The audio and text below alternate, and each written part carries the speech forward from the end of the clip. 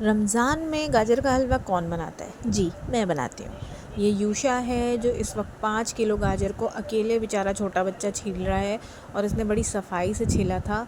इस कचरे पे ना जाएं, वो मैंने बाद में साफ़ कर दिया था।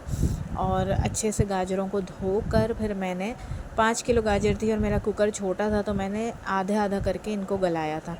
जी हाँ, अगर आपके पास जो है वो कद्दूकश के नए नहीं है आपको, या फिर चॉपर आपके पास नहीं है, तो आप गाजरों को इस तरह से 2-2 इंच के टुकड़े में काट कर गला कर उसका अच्छा सा हलवा बना सकते हैं। एंड बिलीव मी कद्दूकश की हुई गाजरों से ज़्यादा अच्छा हलवा ये जो गाजरों को गला कर हम हलवा बनाते हैं ना, उसका बनता है। बिल्कुल बाहर वाला टेस्ट आ रहा होता है और ये बहुत बहुत बहुत मज़े का था।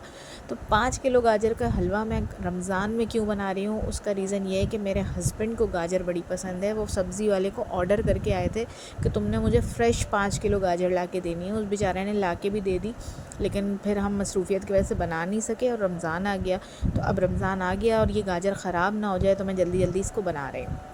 अच्छा, गलाने के लिए क्या करना है, मैंने देखें तकरीबन 2.5 किलो गाजर जो है वो अपने कुकर में डाली है और उसमें 1 गिलास मैंने ऑल पर्पस मिल्क डाला है और फिर बहुत सारा फिर इसमें पानी डाला है, क्योंकि आप चाहें तो फुल दूध से भी बना सकते हैं। मेरे पास इस वक्त ऑल पर्पस कम था, वरना अमूमन मैं जो है वो पूरा दूध से ही गलाती हूँ इसको, लेकिन इस वक्त मेरे पास कम था तो मैंने इसको दूध और पानी मिक्स करके गलाया। और वैसे भी ऑल पर्पस की जो डेंसिटी होती है वो इतना वो गाढ़ा होता है कि अगर आप एक गिलास दूध ऑल पर्पस में 2 गिलास पानी भी डाल देना, तब भी वो नॉर्मल जो दूध बाज़ारों में मिलता है उसके जितना गाढ़ा होता है तब भी वो। तो इसलिए मुझे इतना कोई मसला नहीं हो रहा था। बहरहाल मैंने इसमें पानी डाला, दूध डाला और इसको प्रेशर लगा दिया तकरीबन 10 से 12 मिनट का।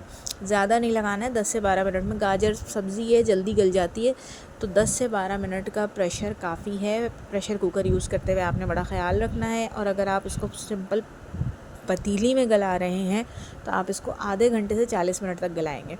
आधे गाजर मेरे गल गए थे और उसका जो पानी या दूध जो था वो जो भी था वो मैंने खुश्क कर लिया था, और साथ में जो बाकी दूसरे आधे गाजर थे वो मैंने कुकर में अलग गला लिए थे।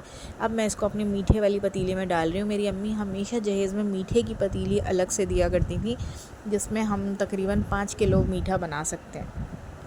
तो बहरहाल अब मैंने इसमें गाजर डाल दी है जो गल के दोबारा आई थी, यानी कि 2 हिस्सों में मैंने गाजरों को गलाया था, जस्ट बिकॉज़ मेरा कुकर जो है वो छोटा है। आपके पास बड़ा कुकर है तो आप एक साथ भी गला सकते हैं। उसके बाद अब ये जो गली हुई गाजर है इसको आपने करछुल की मदद से जो है वो थोड़ा थोड़ा तोड़ लेना है, और साथ में इसका दूध या पानी जो कुछ भी है उसको आपने खुश्क करते जाना है। ख़्याल रखना है कि ये जले नहीं, आँच आपने तेज़ रखनी है। अब देखें जब ये बिल्कुल पानी दूध खुश्क होने लग जाएगा तो हम वैसे ही करछुल से तोड़ चुके हैं गाजर को, अब हम एक बीटर का इस्तेमाल करेंगे और उसको मज़ीद मैश कर लेंगे। साथ में मैंने इलायची पाउडर जो है वो कूट के इसमें डाला है। आप रेडीमेड भी ले सकते हैं, लेकिन मैंने तो इलायचियाँ कूट के उसकी जो ग्रीन वाला पार्ट है वो निकाल के उसकी जो सीड्स थी उनको अच्छे से कूट के इसमें डाल दिया था। अब मैं इसको एक बीटर से अच्छे से पूरा मैश कर लूँगी, और जो बीच वाली जो येलो वाला पार्ट होता है गाजर का, अगर वो बीच बीच में रह जाए तो उसको आप स्पून से स्मैश कर सकते हैं। अब जब आपका गाजर नीचे लगना शुरू हो जाएगा, लगने से पहले मतलब आपको लगेगा कि अब सारा पानी और दूध खुश्क हो गया, तो अब आप इसमें घी ऐड करेंगे।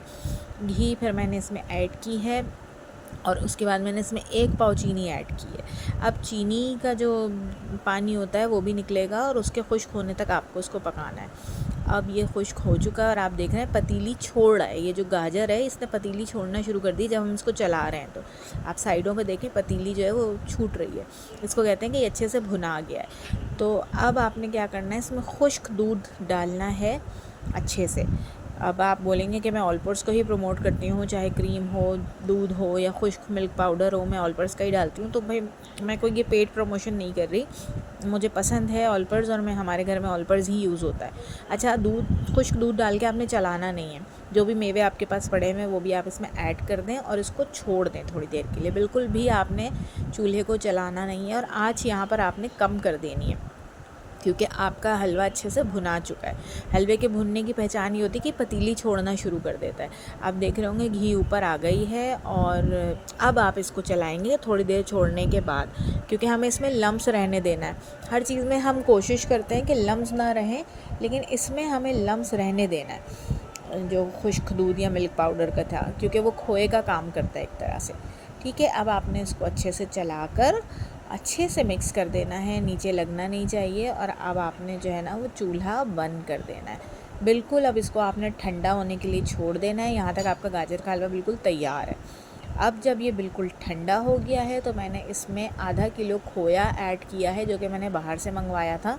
आप घर में भी बना सकते हैं, लेकिन मैंने बाहर से मंगवाया था। और ठंडा होने के बाद खोया ऐड करना है इसमें, ये आपने ख्याल रखना है कि इसको गरम गरम ऐड नहीं करना। और खोए को भी बस थोड़ा थोड़ा मिक्स करना है, उसके लम्स छोड़ देने। ये नहीं कि आपने जो है उसको बिल्कुल ही मिक्स कर दिया और उसमें वाइट वाइट बस दाने दाने खोया नज़र आ रहा हो, नहीं।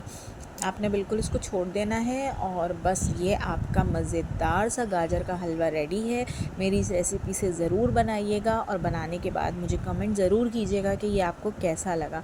मेरे हस्बैंड को बहुत पसंद है गाजर का हलवा, और उनके लिए ही मैं ये बनाती हूँ, चाहे मैं जितनी भी थकी हुई हूँ, कुछ भी हो।